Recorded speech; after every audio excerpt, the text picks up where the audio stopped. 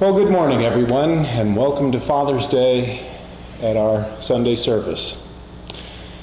The announcements for today, the advanced class will meet tomorrow at 7, and we'll continue in Course 4, and we will have church next Sunday.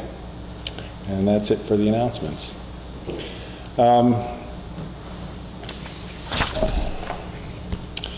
Let's see. I guess the place to start this morning is, we've been trying to have a church here, and the way I've been looking at it is that we're learning how to have a church. For 10 years, there was a long push by Dr. Gard to come up with a place to have a church and to get people to take over her work so that she could retire. And finally we've done that. And on Sundays sometimes we have fewer than 10 people, and sometimes we have as many as 20 or 30 or even 40 people. But we're also putting our sermons on the web, and we're beginning to get feedback.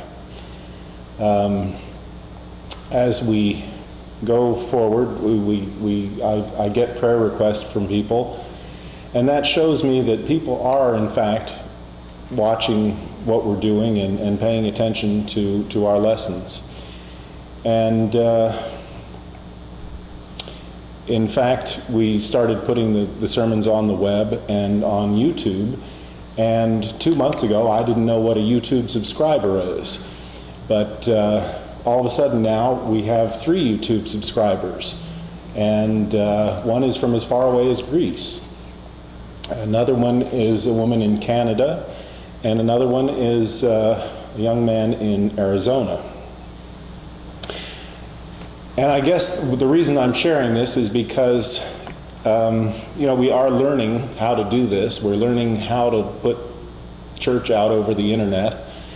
And I suppose it's not new because there have been television evangelists in congregations for years. But the internet is certainly a different animal, and it's kind of exciting. So as we're learning to do this, I think it's important to share with you the feedback that we're getting. And the woman in Canada, all we know about her is that she's 21, she's a YouTube subscriber, and I want to share with you what she posted, her comment. And this is on the web, so I'm not, it's there, I think, for everybody to see, but this is her comment. I am watching these videos. Please don't quit putting them up. I've been looking for Jesus again since I left Jehovah's Witnesses 10 years ago, and this is the very first time I've come across a church that talks about him in a way that resonates with the way I've always intuited him to be. Thank you very, very much. And that actually was in response to Reverend Grace's sermon on March 30th. But apparently she is watching these sermons and it's helping her. And to me, that's very exciting. So I wanted to share that with you, and even though there are only a few people in this room here, we are going out all over the world, and as I said, we do have somebody as far away as Greece who is subscribed to what we're doing. And we know that, as we say in the meditation, when 2 or more are gathered in his name, there he would be in our midst. And we're talking about Lord Jesus. So now not only is Lord Jesus in the room with us, but he's around the world with us. And to me, that's very exciting. This morning I got an email from Jackie Orser, and she sent this story about a penny. You always hear the usual stories of pennies on the sidewalk being good luck, gifts from angels, and so forth. This is the first time I've ever heard this twist on the story. Gives you something to think about. Several years ago, a friend of mine and her husband were invited to spend the weekend at the husband's employer's home. My friend Arlene was nervous about the weekend. The boss was very wealthy, with a fine home on the waterway, and cars costing more than her house. The first day and evening went well, and Arlene was delighted to have this rare glimpse into how the very wealthy live. The husband's employer was quite generous as a host, and took them to the finest restaurants. Arlene knew she would never have the opportunity to indulge in this kind of extravagance again, so was enjoying herself immensely. As the three of them were about to enter an exclusive restaurant that evening, the boss was walking slightly ahead of Arlene and her husband. He stopped suddenly, looking down on the pavement for a long, silent moment. Arlene wondered if she was supposed to pass him. There was nothing on the ground except a single darkened penny that someone had dropped, and a few cigarette butts. Still silent, the man reached down and picked up the penny. He held it up and smiled.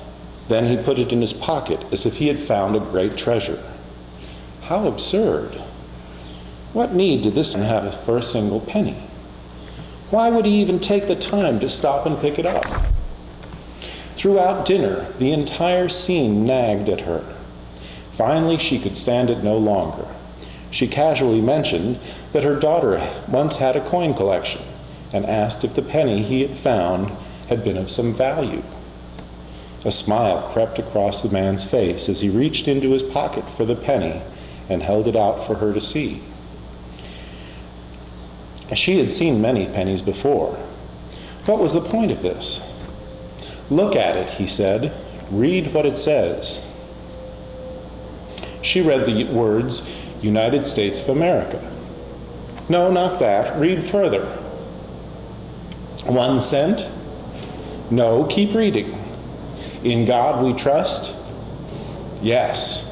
And if I trust in God, the name of God is holy, even on a coin. Whenever I find a coin, I see that inscription. It is written on every single United States coin, but we never seem to notice it. God drops us a message right in front of me, telling me to trust him. Who am I to pass it by? When I see a coin, I pray. I stop to see if my trust is in God at that moment. I pick up the coin as a response to God, that I do trust in him. For a short time at least, I cherish it as if it were gold. I think it's God's way of starting a conversation with me. Lucky for me, God is patient and pennies are plentiful.